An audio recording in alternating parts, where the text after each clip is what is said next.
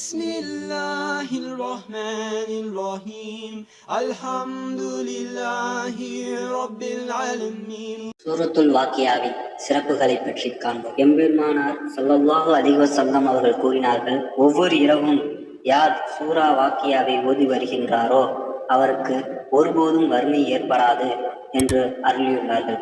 அறிவிப்பவர் இப்னு மஸ்ஊத் ரலியல்லாஹு தஆலா அன்ஹு, நூல் பைஹகி. மேலும் பைஹகியுடைய அறிவிப்பில் ஹஜ்ரத் அப்துல்லாஹ் இப்னு மஸ்ஊத் ரலியல்லாஹு தஆலா அன்ஹு அவர்களின் மரண தருவாயில் அவர்களை நோய் விசாரிப்பதற்காக கலிஃபா உஸ்மான் ரலியல்லாஹு தஆலா அன்ஹு அவர்கள் வந்து, உங்களுக்கு ஏதாவது மருத்துவ உதவி தேவைப்படுகிறதா என கேட்க, எனக்கு அல்லாஹ் தான் மருத்துவம் செய்ய வேண்டும் என்றார்கள்.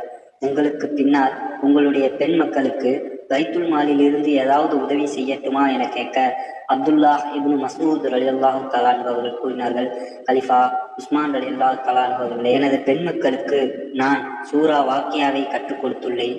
எம்பெருமானார் ஸல்லல்லாஹு அலைஹி வஸல்லம் அவர்கள் கூற நான் கேட்டுள்ளேன், யார் ஒவ்வொரு இரவிலும் சூரா வாக்கியாவை ஓதி வருவார்களோ அவர்களுக்கு வறுமை ஏற்படாது என்று. எனவே எனக்கு எந்த உதவியும் தேவையில்லை என்று மறுத்துவிட்டார்கள். நூல் பைஹகி.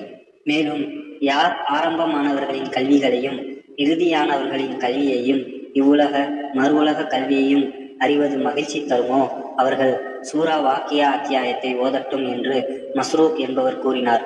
நூல் முசன்னப் இப்னு அபி சைபா, பாகம் 7, பக்கம் 148. இந்த ஹதீஸை மஸ்ரூக் என்பவர் அறிவித்துள்ளார்.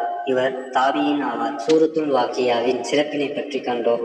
இப்பொழுது சூரா வாக்கியாவை ஓதுவதனால் ஏற்படும் பலன்களை என்னவென்று காண்போம். எவருக்கேனும் உணவு பற்றிய சிரமம் ஏற்பட்டால் இதனை ஓதுமாறு இமாம் ஹஸ்ஸாலி ரஹ்மத்துல்லாஹி அலைஹி அவர்கள் கூறியுள்ளார்கள்.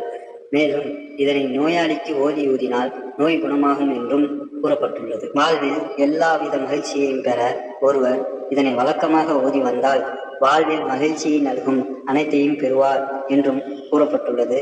மேலும் சுதந்திரமாக இரணம் தேடும் வழியில் ஈடுபட உலமாக்கள் மற்றும் பெரியோர்கள் கூறுகிறார்கள், ஒருவர் ஒரே இருப்பில் இருந்து இதனை 40 தடவை ஓதி அவருக்கு இரணத்திற்கான வழி திறக்கப்படும். அவ்வழியில் அவரின் மனம் ஈடுபடும். சொந்தமாக அவர் இரணம் தேடும் வழியில் ஈடுபட்டு அதில் வெற்றி பெறுவார். இரணம் பற்றிய அவருடைய அனைத்து நாட்டங்களும் நிறைவேறும் என்றும் கூறப்பட்டுள்ளது. இதனை அசருக்கு பின் 14 தடவை ஓதினும் அப்பலன் கிடைக்கும் என்றும் கூறப்பட்டுள்ளது. இது சோதிக்கப்பட்டதாகும், பிரபலமானதாகும். பயம், வறுமை, துன்பம் ஏற்படாதிருக்க இதனை காலையிலும் மாலையிலும் சுத்தத்தோடு ஓதி வருகிறவர் பசியோடும் தாகத்தோடும் இருக்க வேண்டியதில்லை.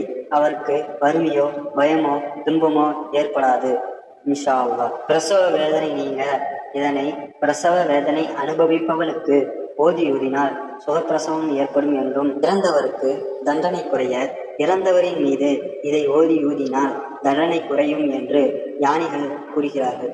கடன் தீர கடன்பட்டவர் இதனை வழக்கமாக ஓதி வந்தால் அவருடைய கடனை தீர்க்க அல்லாஹ் வழி செய்வான். பொதுவாக இதனை மகரிப்புக்கு பின்னர் ஓத வேண்டும்.